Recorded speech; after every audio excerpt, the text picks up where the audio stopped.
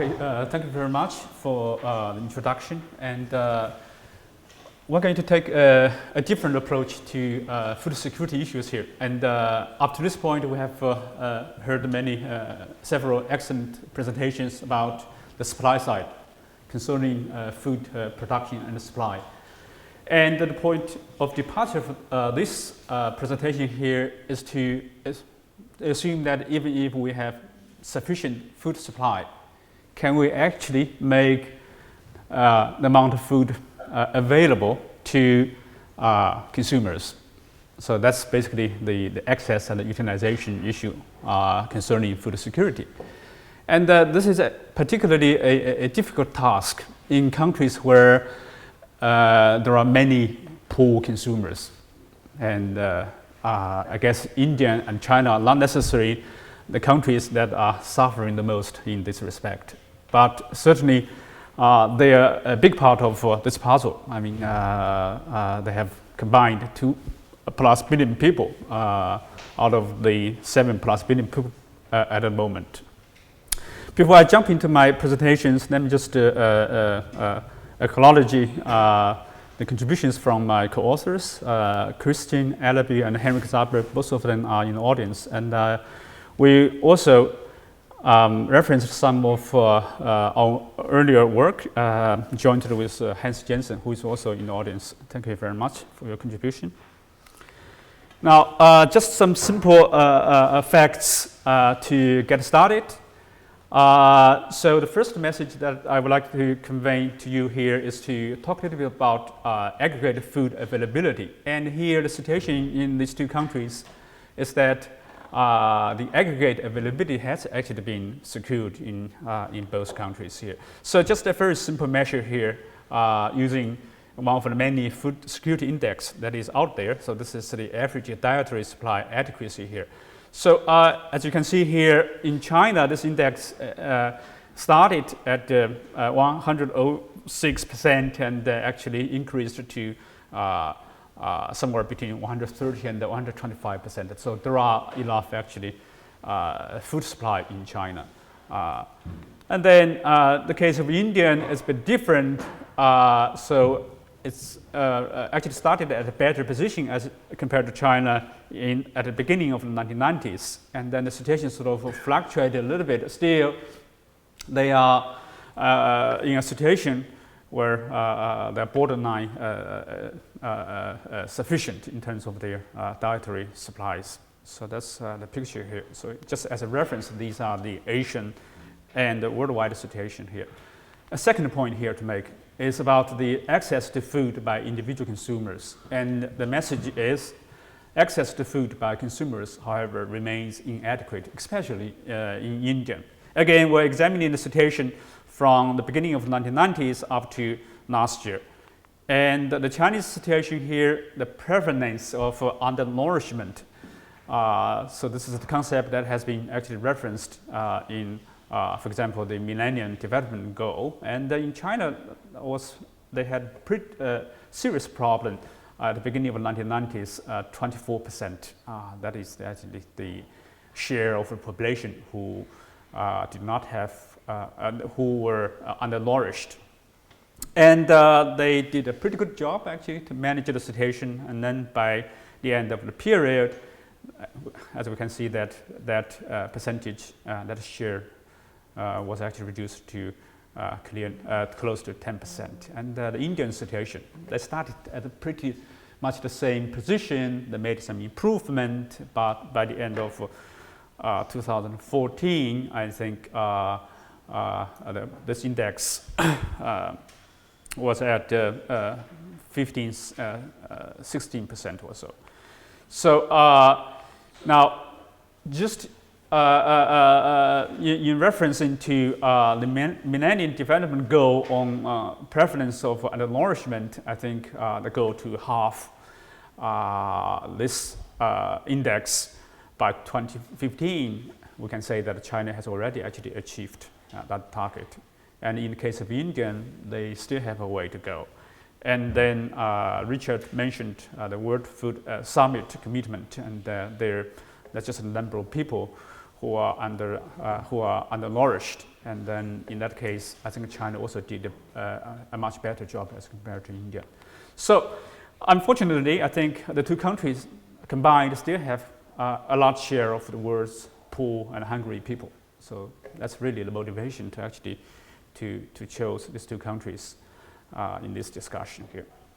Now, the central message from this exercise here, we're trying to ask the question, can differences in agriculture and food policy explain the observed different food security or food insecurity outcomes across the two countries? And if we can somehow find an association of these two things, then can we actually make some sensible policy recommendations for the policymakers to make a better policy? Before I get into that, I'm just pointing out that the differences in the two countries' per capita income, the poverty incidence, are likely to be the major determinants of the observed different food security outcomes. But in the current paper, we're trying to actually look into the differences in their policy practice and analyze whether these policy differences can explain part of the observed food security outcomes. So more specifically, we ask two questions here. First, what are the differences between the two countries' policy? So we did a little bit review of their policies. Then secondly, what does the literature, here I'm talking specifically about the economic literature concerning economic policy here.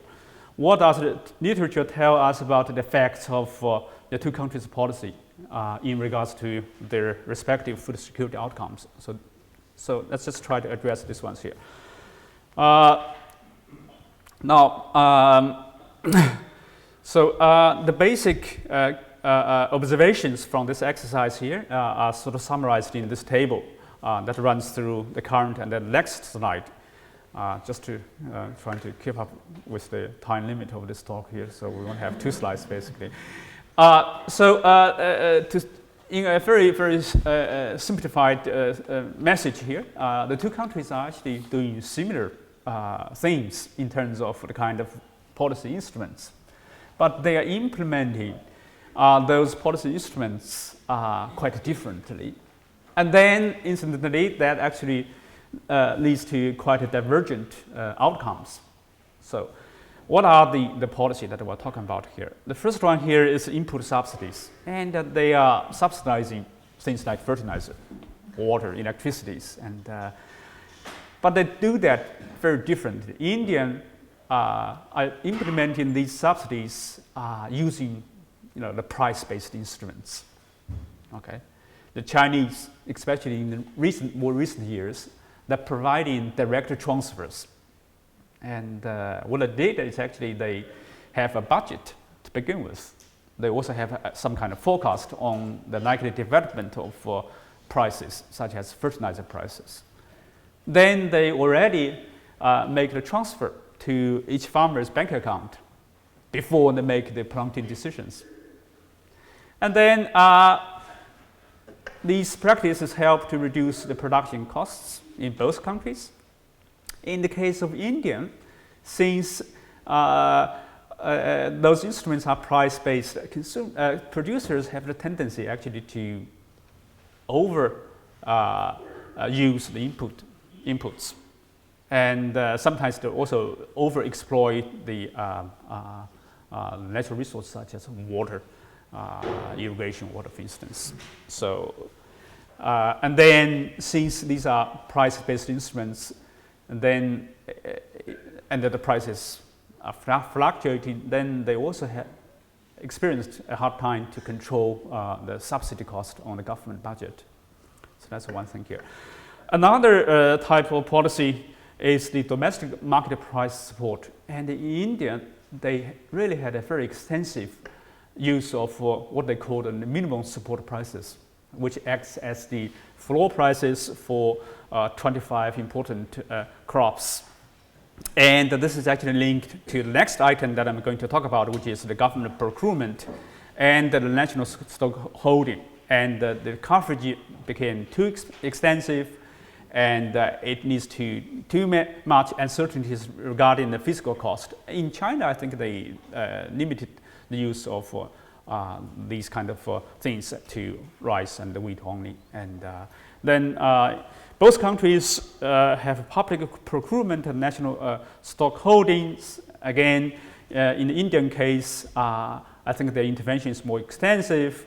In China, they're trying to maintain a buffer long for strategic purpose, not necessarily for the point of specific market interventions here. So trade policy, just very quickly, India's trade policy has been subject to lots of criticisms at the forums such as WTO negotiations, and the Chinese, they are more limited in their use of trade policy to insulate the domestic market. And then consumer support, another important differences.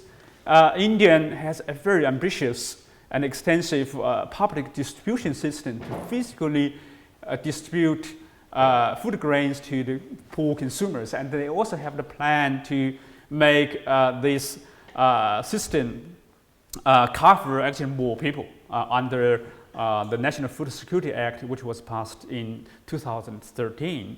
And in the case of China, they don't actually use these instruments. They mainly relied upon income support in recent years to give cash transfers to poor people. And then it's up to them to decide how to address their own food security situations here. Now, so just to summarize, generally speaking, there are more extensive market interventions in India on the production, procurement, stock holding, distribution, and consumption and trade as compared to China, and in particular, these price-based input subsidies. And as compared to China's direct transfers, seem to generate much more efficient outcomes on the production side. And then they also apply quite different approaches to address poor consumers' access to food, with India relying upon public distribution of subsidized food, while China mainly using direct income transfers. And then in terms of the fiscal implications, those price-based policies used by India are certainly much more problematic in terms of the unpredictabilities. For example, in the presence of the spikes on the world food markets. Now, last slide. So what is that supposed to mean for future food security at a national and international level? The basic conclusion here is that despite projections on income growth in the two countries, food insecurity may continue to be challenging towards 2050 due to certainly increased demand. And then another point is that as these two countries become more and more industrialized, their comparative advantages in the agriculture sector actually might be shifting towards the industry sector. And that also would create problems for them to hold on to their national security targets, and making the targets very difficult, and also the current food security policy more and more costly. And this is particularly in the case of India, where the right to food movement is now legally, lawfully associated with the right to subsidized food through public distribution within the National Food Security Act. Last point.